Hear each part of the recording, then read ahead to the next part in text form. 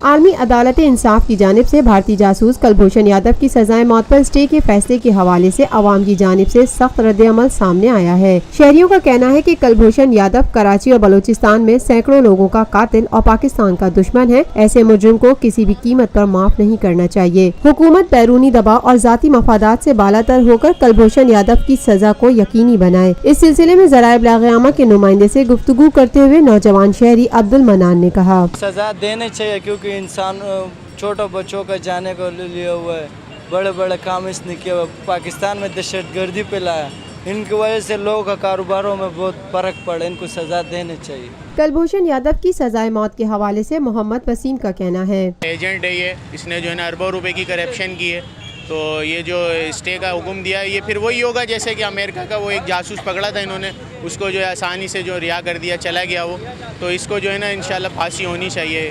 یہ جو ہے کیونکہ اس نے بلوچستان میں اور اتنی جو ہے نا اتنی کرپشن کروائی ہے، اس نے جو ہے یہ غلط کیا ہے۔ ایک دکاندار محمد عرفان نے کہا، پاکستان کے اندر اتنی دہشت گردی کروائی ہے، اتنے لوگوں کو مروایا ہے، اس وجہ سے اس کی بالکل جو ہے نا نہیں ہونی چاہیے، یہ فوجی عدالت میں ہی رہنا چاہیے، اسے پھانسی کی سزا بالکل سنائی جس طرح گئی ہے اسی طرح اسے پھانسی دینی چاہیے۔ اس سلسلے میں رازق آغا نے کہا، پنجاب گورنمنٹ وہ انڈیا کے آگے ان کا جھکاؤ بہت ہے، یا تو کاروباری لیول پہ ہوگا، اچھا بھگت عوام رہی ہے۔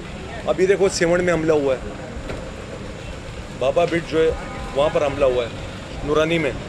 ایک میں آپ کو کلیئر فائٹ کرنا چاہتا ہوں کہ مسلمان کا کام نہیں کسی مسجد میں، امام بارگاہوں میں، یا اس کا کام نہیں ہے، یہ براہ راست ملوث ہے۔ میں تو آپ کے چینل کے توسط سے یہ پیغام دے جو ان کو سخت سے سخت سزا، اور جو پھانسی کی سزا ہوئی ہے اس کو ہونی چاہیے۔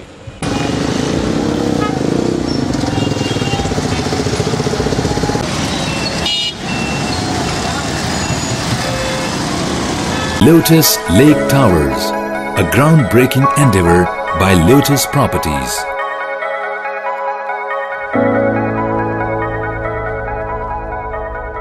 ملکی، بین الاقوامی، سماجی، سیاسی، تجارتی، ثقافتی، تفریحی، معلوماتی اور کھیلوں سے جڑی ہر چھوٹی بڑی خبر کا مرکز TNN TV۔